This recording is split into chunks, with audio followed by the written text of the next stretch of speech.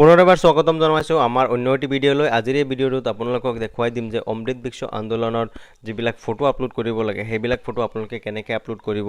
যদি আপোনালোকে photo upload কৰোঁতে এৰ'ৰ মাৰিছে তো আপোনালোকে কেনেকৈ ফটোটো আপলোড কৰিব, গোটেইখিনি প্ৰচেছ আজিৰ এই ভিডিঅ'টোত মই আপোনালোকক ষ্টেপ বাই ষ্টেপ দেখুৱাবলৈ চেষ্টা কৰিম। চ' প্ৰথমে আপোনালোকে কি কৰিব, অমৃত বিশ্ব আন্দোলনৰ এপছটো ইনষ্টল কৰি ল'ব। সেইটো এপছৰ লিংক মই ভিডিঅ'ৰ ডিছক্ৰিপশ্যন বক্সত দি দিম। আৰু আপোনালোকে এটা কাম কৰিব, লোকেশ্যন থকা ফটো উঠাবৰ কাৰণে আপোনালোকে GPS মেপ কেমেৰাটো আপোনালোকে ইনষ্টল কৰি ল'ব। যদি আপোনালোকে বিচাৰে যে লোকেশ্যন লৈ কিনে আপোনালোকে আপলোড কৰিব, নহ'লে আপোনালোকে নৰ্মেলি ফটো আপলোড কৰিব পাৰে। ঠিক আছে, প্ৰথমে আপোনালোকে কি কৰিব, অমৃত বিশ্ব আন্দোলনৰ যিটো এপছ আছে সেইটো আপোনালোকে অ'পেন কৰি ল'ব। তলত আপুনি দেখা পাইছে লগইনৰ এটা অপশ্যন আছে, ইয়াত আপুনি ক্লিক কৰি দিব। তাৰপিছত আপোনাৰ আগত এনেকুৱা লগইন এটা ফৰ্ম আহিব। ইয়াত আপোনালোকে কি কৰিব, আপোনাৰ যিটো ৰেজিষ্টাৰ মোবাইল নাম্বাৰ আছে সেই মোবাইল নাম্বাৰটো দিব আৰু আপুনি গেট OTP ক্লিক কৰি দিব। তাৰপিছত আপোনাৰ মোবাইলত এটা OTP আহিব, OTPটো আপুনি ধুনীয়াকৈ ফিল কৰিব। আৰু ইয়াত আপুনি কি কৰিব, তলত কেপচাৰ এটা আহি আছে, ধুনীয়াকৈ কেপচাৰটো আপুনি ফিল কৰিব। কেপচাৰটো ফিল কৰাৰ পিছত আপুনি কি কৰিব, লগইন কৰি দিব। ঠিক আছে, লগইন কৰি দিয়াৰ পিছত আপোনাৰ আগত এনেকুৱা এটা অপশ্যন খোল খাই যাব। ইয়াত আপুনি দেখা পাইছে আপোনাৰ ডিটেইলছটো শ্ব' হৈ গ'ল আৰু ইয়াত আপলোড ফটো আৰু ডিলিট ফটোৰ দুটা অপশ্যন আহি গ'ল। ঠিক আছে, ইয়াত আপোনালোকে ফটোটো কেনেকৈ আপলোড কৰিব মই আপোনালোকক ষ্টেপ বাই ষ্টেপ দেখুৱাই আছোঁ। ইয়াত প্ৰথমে আপোনালোকে কি কৰিব, আপলোড ফটোত আপোনালোকে ক্লিক কৰি দিব।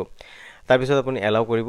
তাৰপিছত আপোনাৰ তিনিটা অপশ্যন আহিব, ইয়াত অ'পেন কেমেৰা, অ'পেন গেলাৰী আৰু আপলোড। ঠিক আছে, আৰু ওপৰত দেখা পাইছে চিলেক্ট প্লেণ্ট। ঠিক আছে, ইয়াত আপোনালোকে কি কৰিব, ডিৰেক্ট অ'পেন কেমেৰাত গৈ কিনে আপোনালোকে ফটো আপলোড কৰিব পাৰে।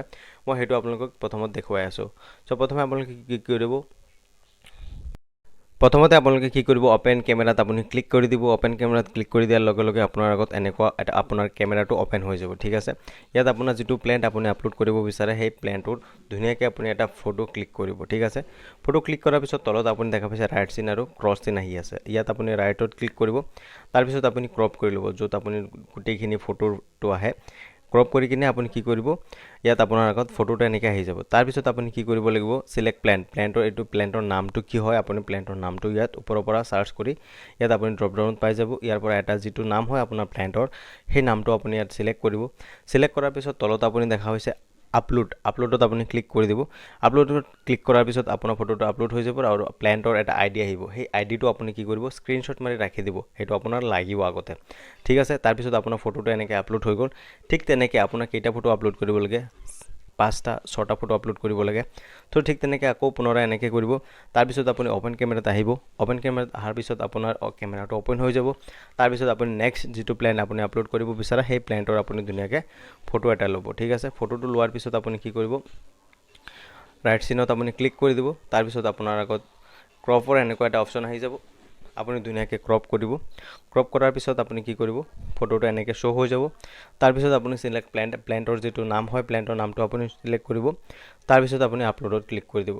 ঠিক আছে, তাৰপিছত আপুনি তলত আহিব। ইয়াত আপুনি দেখা পাইছে ডিলেট ফটোৰো অপশ্যন আছে। যদি আপুনি ফটোটো ভুলতে বেলেগ ফটো আপলোড কৰি দিছে তেতিয়া আপুনি কি কৰিব, ডিলেট ফটোৰ যিটো অপশ্যন আছে ইয়াত আপুনি ক্লিক কৰিব। তাৰপিছত আপোনাৰ যিকেইটা ফটো আপলোড কৰিছে সেইকেইটা ফটোৰ আপলোডৰ অপশ্যন আহি যাব। ইয়াৰ পৰা আপুনি কি কৰিব পাৰে, ফটোখিনি ডিলিটো কৰিব পাৰে। ঠিক আছে, আপুনি কেনেকৈ ডিলিট কৰিব, ইয়াত ডিলিট অপশ্যনত আহিব। তাৰপিছত ইয়াত আপুনি ডিলিটটো দেখা পাইছে, তাৰপিছত ইয়াত ক্লিক কৰিব। তাৰপিছত আপোনাৰ আগত পপআপ আহিব যে আপুনি ফটোটো ডিলিট কৰিব বিচাৰে নেকি, তেতিয়া আপুনি য়েছ কৰিব। তাৰপিছত আপুনি দেখা পাইছে আপোনাৰ গোটেইখিনি ফটো এনেকৈ ডিলিট হৈ যাব। ঠিক আছে, চ' আপুনি যদি আপুনি বিচাৰে যে GPS মেপ কেমেৰা দি ফটো উঠাই কিনে আপুনি আপলোড কৰিব, সেইটো আপুনি কৰিব পাৰে। GPS মেপ কেমেৰাটো আপুনি ইনষ্টল কৰি ল'ব। তাৰপিছত আপুনি ফটো উঠাব। ফটো উঠাই কিনে আপুনি কি কৰিব, সেইটো অমৃত বিশ্ব আন্দোলনৰ এপছত আহি যাব। অহাৰ পিছত আপুনি আপলোড অপশ্যনত আহি যাব। তাৰপিছত আপোনাৰ আগত এনেকুৱা অপশ্যন খোল খাই যাব। ইয়াত আপুনি কি কৰিব, ইয়াত অ'পেন গেলাৰী যিটো অপশ্যন আছে ইয়াত আপুনি ক্লিক কৰিব। অ'পেন গেলাৰী ক্লিক কৰাৰ পিছত আপোনাৰ ফটো যিটো ৰিচেণ্ট উঠাইছে সেইটো আপোনাৰ আগত এনেকৈ শ্ব' হৈ যাব।